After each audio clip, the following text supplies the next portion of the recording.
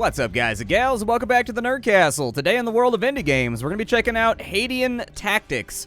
We covered this about 6 months ago in early access, so I figure it's time to dive back on in. This is a game where you're going to take a team of hellish companions down into the depths of hellish hell to unleash hell upon the hellish dominions that live in hell. There's a lot of hell going on. So anyways, as you might have gleaned, the game takes place in hell. And it's an auto-battler with like a roguelite bent. It's also got some deck-building mechanics, stuff like that. But I think you guys are really going to dig it. It definitely seems to come from sort of that Monster Train realm of the universe where people seem to get addicted. So anyways, Hadean Tactics. Check it out down below in the description after this if you like the game. You can find a link to it so you can wishlist it down there. You'll also find a link to my Twitch stream, my Discord, and my Twitter, just in case you wanted to hang out in real time and say what's up. Let's go ahead and start a new run. As of right now, I've only got the Inquisitor unlocked. That's okay, because the Inquisitor is ultra badass. And so we'll play as Deucalion, the Inquisitor. We are in the first circle of hell, Asphodel Meadows. Going out, Warlock, I suppose I could wish you and your hero luck, but defeating the wings of hell might take more than that. Trust somebody that's gone through it. A few glowing gifts appeared floating in front of Virgil. Take any that you'd like. Okay, so we can start out with, we only have one option, really.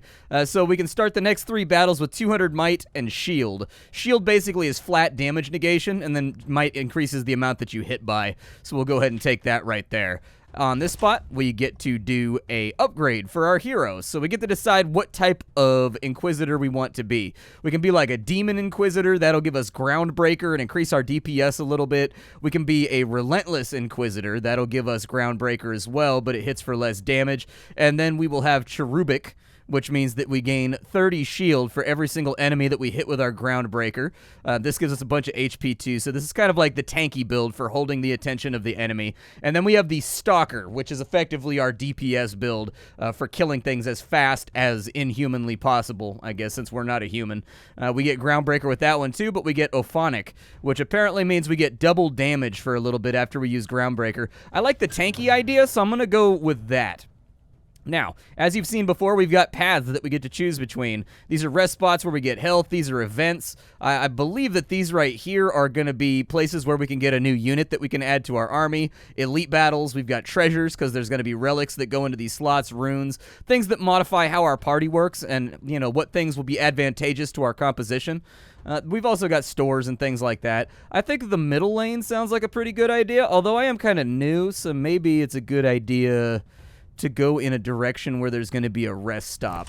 Let's do that, because I am kind of, like, new to the game. I don't play it, like, a ton. I've played it, like, a little bit, and so, like, maybe it's a good idea. Let's pull you guys back. We get to control things during our deployment, and what I would really like is for him to be out front taking care of business. Now, the UI, things you need to know. We've got our money over here. We've got the size of our deck. This is kind of a modified auto-battler. So auto-battlers are usually about equipping your guys and trying to come up with a positional strategy that routes the enemy. And this game is very much the same. However, this game also has a Monster Train thing going on, where every single time this makes a rotation, we get mana, and we can spend that mana on modifiers, attacks, shields. We can move enemies around, stuff like that, in order to swing things in our favor. And I think that's where, like, the fundamental hook of the game is going to come from. I'm going to go ahead and start out by putting, oh, they've already got 200 shield, dude.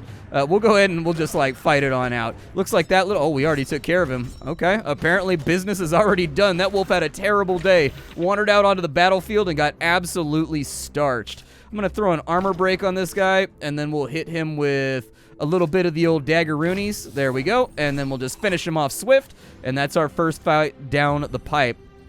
So it's possible that maybe I didn't need to take the heal over here.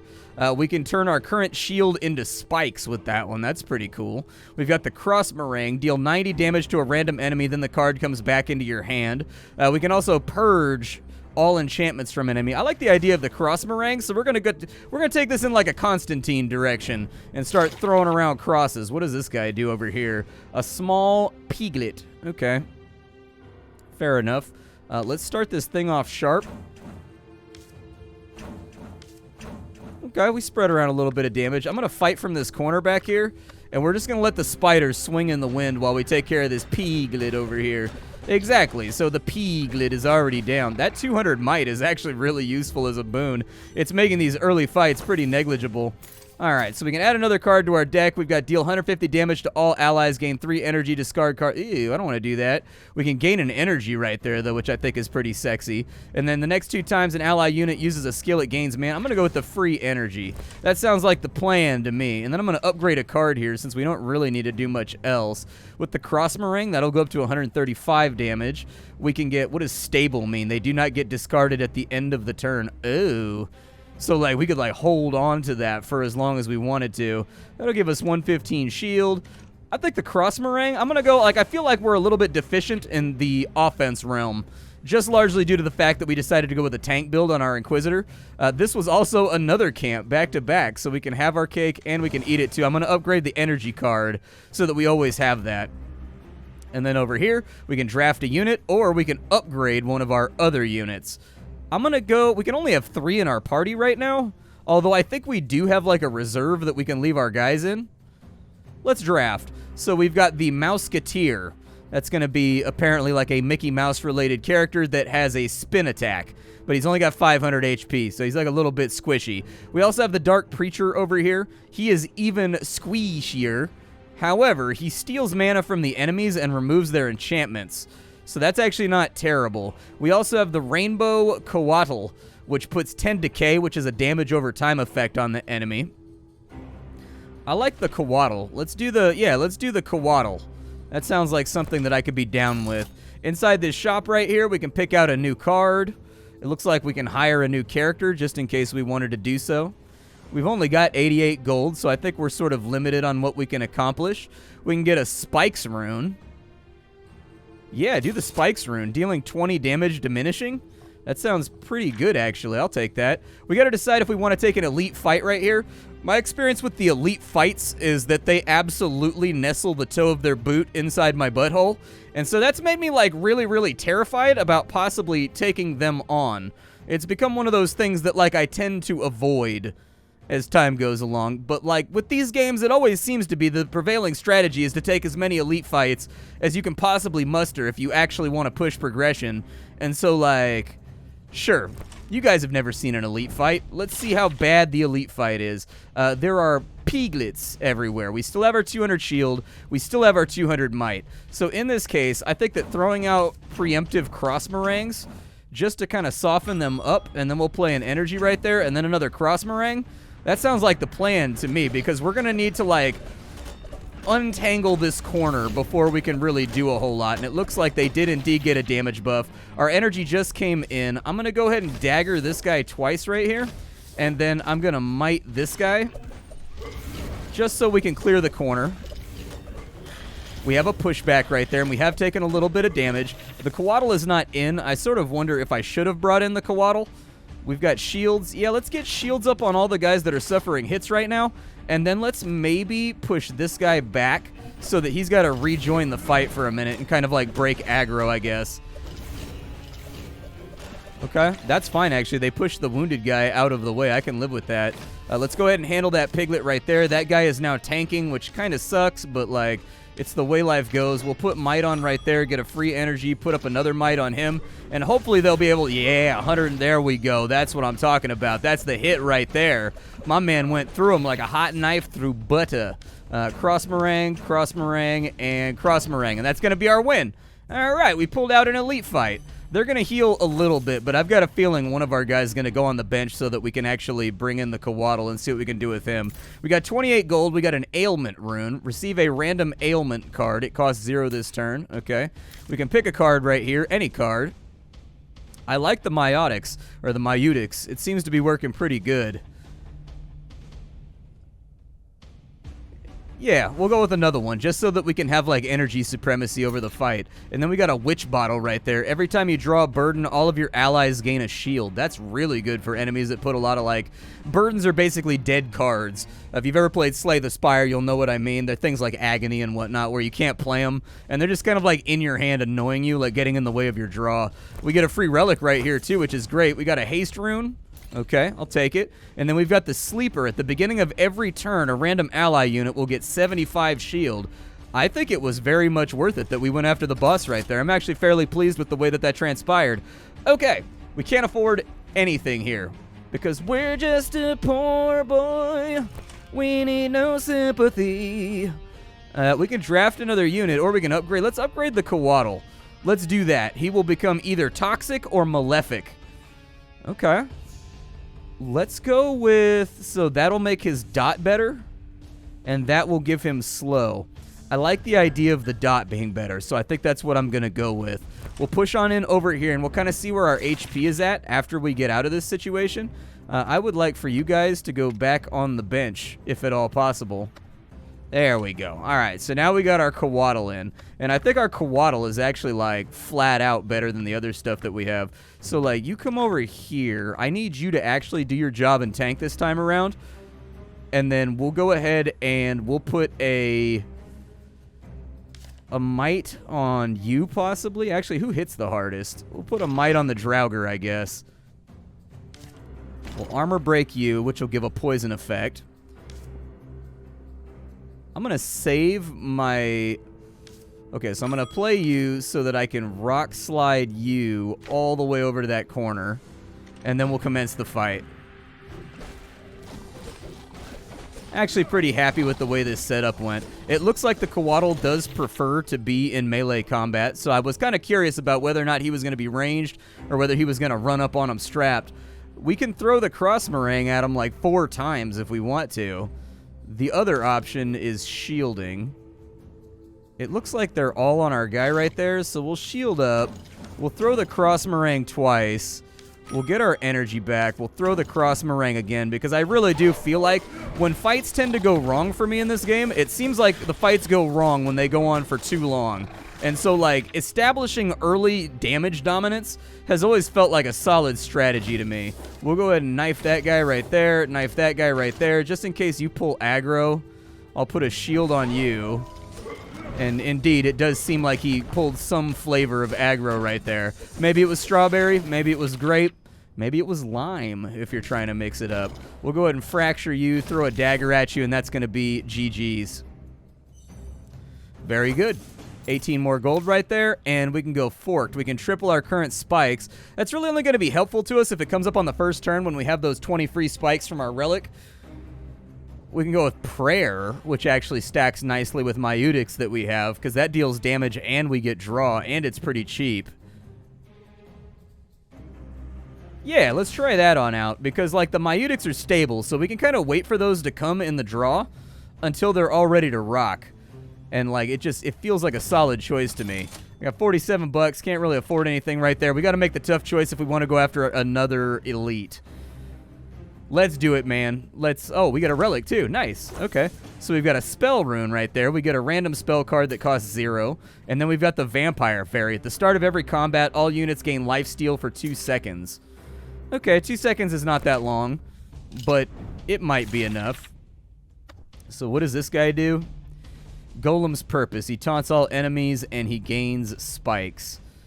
Okay, and these guys are just normal Borkers, correct? They're not really going to do anything too crazy. Alright, well, we'll put a shield on our main man over here.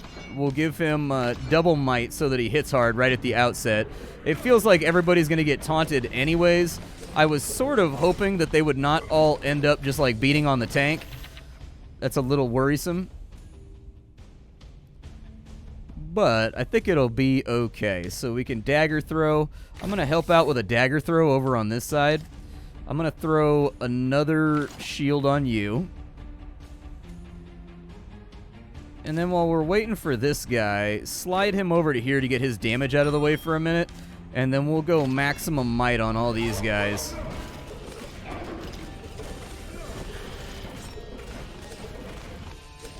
Yeah, I don't know if this is going well or not. I feel like it's kind of too early to tell. So we can deal 100 damage to an enemy right there. That's good. Definitely want to do that. That'll give us a free card as well. We can replace the energy with Myutics. And then, who's under attack right now? You're definitely under attack, so let's give you some shielding. And then maybe we'll go with a dagger throw.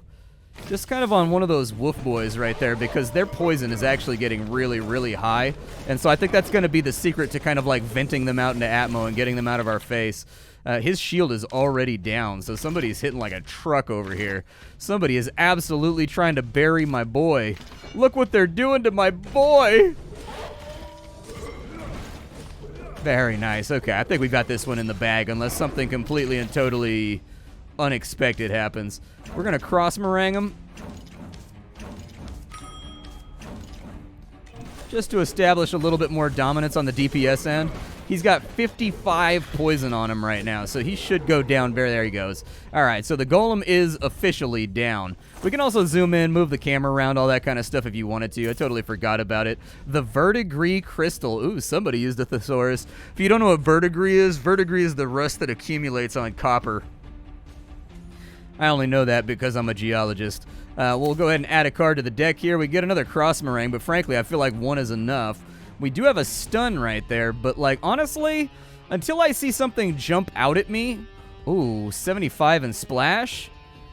Ooh, yeah, okay, I'll take that. Never mind, I take it back. Whenever a talent card is played, all allies will get 25 mana. Sure. I don't know if we need to heal here. Like, we're not missing that much health. I feel like we could actually upgrade a card, and it wouldn't necessarily put us in that bad of a situation. I don't really know what a good upgrade is here, in all honesty. I mean, drawing 2 cards is great, so I feel like that's like... I like to maintain hand economy when I play games like this, and always have lots of stuff that I can do, and so, like, I can live with that. Who do we have over here? So we've got Azazel. Yes, Queen Slay, apparently. Deals 75 damage to all of Azazel's adjacent enemies. Okay. Yeah, let's go ahead and play Prayer real fast and just kind of see where that leaves us. It didn't really leave us anywhere amazing.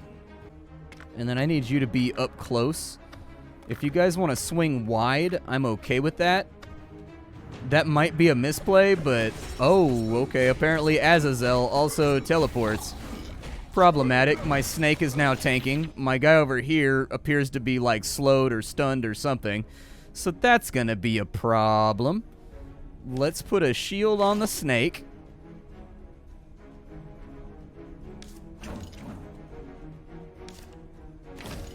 See if we can get rid of you. Okay, couple enemies down. Well, one enemy down. Wow, that slow is gnarly. It is bad. Okay, we need to have, like, Operation Snake Save going on over here, like, around the clock. So whatever I can do to kind of, like, save the snake, that's what I'm going to do. Let's push you back over there. I know you teleport, so that was probably, like, pointless. But, oh well.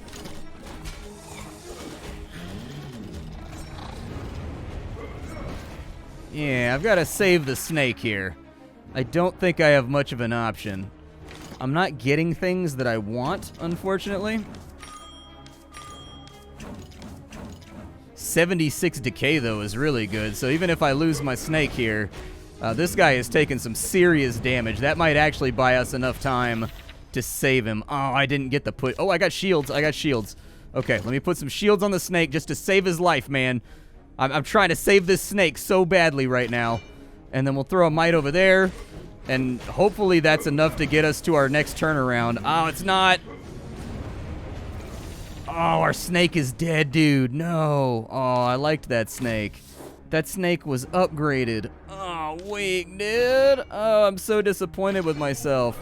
All right, well, we won. That's all that matters, is we won, and we knocked Azazel. Oh, he comes back. Nice, dude. I thought they were dead for good once they die. I mean, obviously, we're going to have to bench him for a little while, which I think is going to be non-ideal, but... yeah, I'll take a random ailment card. We got anything good here? This indicates the rarity of the card. So we've got Mighty Deck. You gain 15 might for every card with the word might in your deck. Okay. I do think that the Bishop slides are really, really nice. I'll add another Bishop slide because I wish that I had had another one during that last fight so that I could rearrange the heavy hitters to different spots. Like bait the teleport, then push him back and force him to walk. We get a Sanctus Relic. So we can get an extra energy. We can get our turn cooldown reduced by 1, or we can get 2 extra cards every single turn. I feel like the 2 extra cards every turn is really good. We're not like hurting for energy right now. So I'm really torn between the energy per turn and the extra 2 cards. Both are quite good. We've got Myutix, obviously, and so I feel like we're playing our entire hand a lot of the time.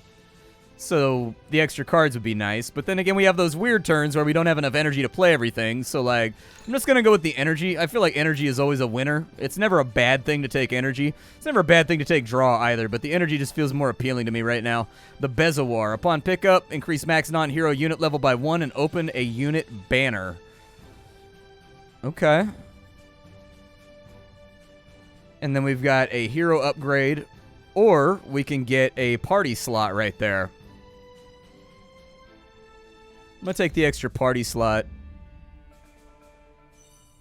And, like, the City of Dis. You don't want to confuse it with the City of Dat. The City of Dat, much more terrifying. Oh, we get all of our HP back at the beginning of a floor, just like in Slay the Spire. Hell yeah. Okay, so let's upgrade our hero then. So we can go... We can get Might for every enemy that gets hit by Groundbreaker. That'll give us a little bit of DPS on top of the tankiness that we already put in. We could evenly balance out.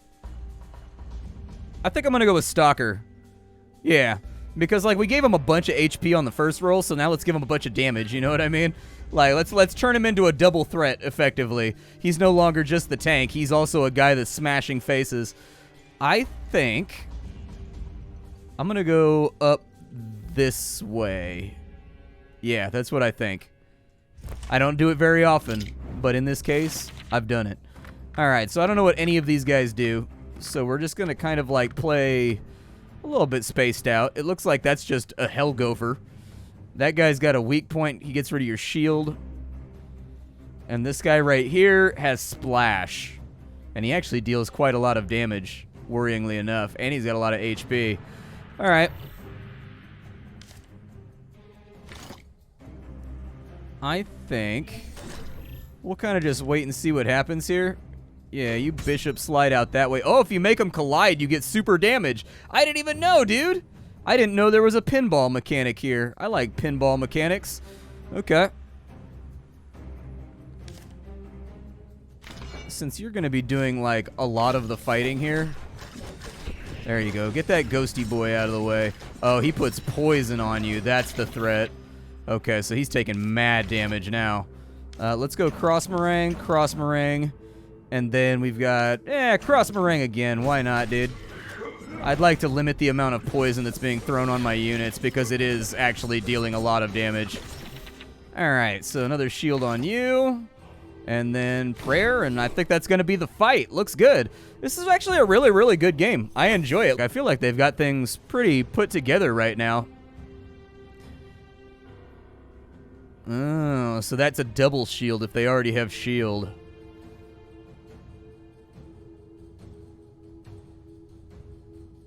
Warcry is nice for rearranging the aggro tables, though. We'll go with Shell. It's cheap, it's effective. Alright. So we've got kind of an interesting spread here. We'll see how it plays.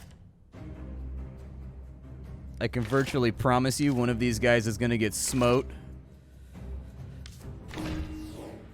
Oh. What's up, Myudix? How you doing? Guess I don't need the energy, so I don't need to play it. Yeah, I was going to say, they're going to teleport in behind and start smacking on my DPSers. The teleporting enemies are just a headache because you never quite know where they're going to go. Let's go ahead and give you a shield, and then we'll give you a double shield with these guys right here. Oh, they don't have a gap, so you can't rock slide them. Okay. Well, you rock slide back over there then, and then we'll go right there. Oh, the angling is different. That's weird. Wonder if it has to do with the direction they're facing when they run. No, it looks like it's just like diagonals, I guess? I don't know. Weird. We are winning the fight. It doesn't feel like we're winning with aplomb. Wow, that's a tough little bastard right there. He actually, for a rogue and a high DPS character, has like a ton of HP. Like an absolute mound of HP. Okay. Continue protecting Sneck. And then I guess you can get some splash. We can dagger throw on you. Set up some might right there just to finish the fight a little bit faster.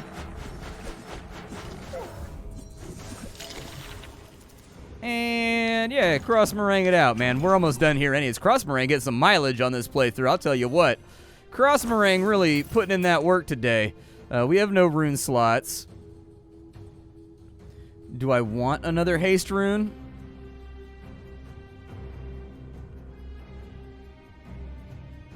I wonder if I'm supposed to be casting these runes. Seems possible. I don't know if I've seen their effects be added on in. It's possible that I'm supposed to be casting them. Let's go ahead and I'm going to sell the ailment rune. And then we'll put the haste rune on in there. I'll try it out next fight. So we can get a clone of an ally unit. Oh. That could actually be kind of sexy. Sure, why not? Make the deck bigger. Nothing bad ever happens when you have a massive deck. We can pick up some more units. We can get some hellhounds. They are quite expensive, but I assume they're good. Yeah, sure, why not? We'll pick up a wolf. I gotta swap out the worm anyways, so I feel like having extra hands on deck is not a bad idea. A glowing relic is on a pedestal. As you reach out to grab it, a shadowy hand grabs your wrist. The judge stands between you and treasure. If you want it, you will have to entertain me first. He gestures to a giant box where whatever's inside is violently shaking. No, that seems scary. I don't want to do that. I'm just trying to get to a camp spot, I'll be honest. Drafting feels like a good idea right now. So we've got to... Oh, I just wanted to inspect him. My bad. Well, apparently we have a Minotaur in the party right now, and to me that works out fine because I love Minotaurs. So, what does he do? Gives all allies to endure?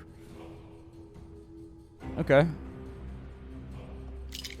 Oh, those are potions. Okay, makes sense. Ghost Wolf and Draugr, you guys are homies now. We'll put a shield on Big Boss Man. These guys are going to teleport, so it's kind of hard to tell what they're going to do at the outset and like who they're going to target. So honestly, I feel like I need to start withholding shield for when they teleport in, basically. Like, I feel like I need to hold my shields just to make sure it's getting to the right place. Yeah, you can go back over there. We'll dagger throw you to get you out of the way. And then my Udix so that we can run an armor break right there. Wow, they just deal so much damage. They just hit so hard. Okay. Shield there. Shield there. Shield there. And then... Empower sounds good. Let's get some splashy boy damage. Yeah, I kind of just need you to make... Ooh, I can make a clone. Nice. Give me another Minotaur. Hell yeah. Cross meringue, killing my enemies in some pain. Alright, cross meringue carried us right there, although my Draugr is about to go down. Yeah, all ally units get 50 shield would be pretty cool. I actually haven't seen any mechanic that allows me to trim out the deck just yet. I don't know if that exists. You start out with a pretty thin deck, so it's possible there may not be a deck trimming mechanic. But anyways, this is Hadean Tactics. I hope you guys liked it. Hope you enjoyed the video. I don't really have any negative observations about the game. It sets out to do exactly what it does, and I think it does exactly what it says on the tin. Your enjoyment of this game is largely going to be compounded upon the fact of, like, do you like auto battlers? Did you enjoy Monster Train? If the answer to both of those is yes, then you will altogether likely enjoy this game. There's been no bugs, there's been no major balancing issues or anything else. Like, it seems to have a bit of bite and a bit of challenge to it where you've really got to think about it. If you do not enjoy those types of games, this is obviously not the game for you. It's kind of a binary decision. I'll see y'all later. Thank you for stopping on in. Don't forget to leave a like on the video if you enjoyed it, and I'll see y'all tomorrow with something hot and fresh off the Indie Skillet. Bye.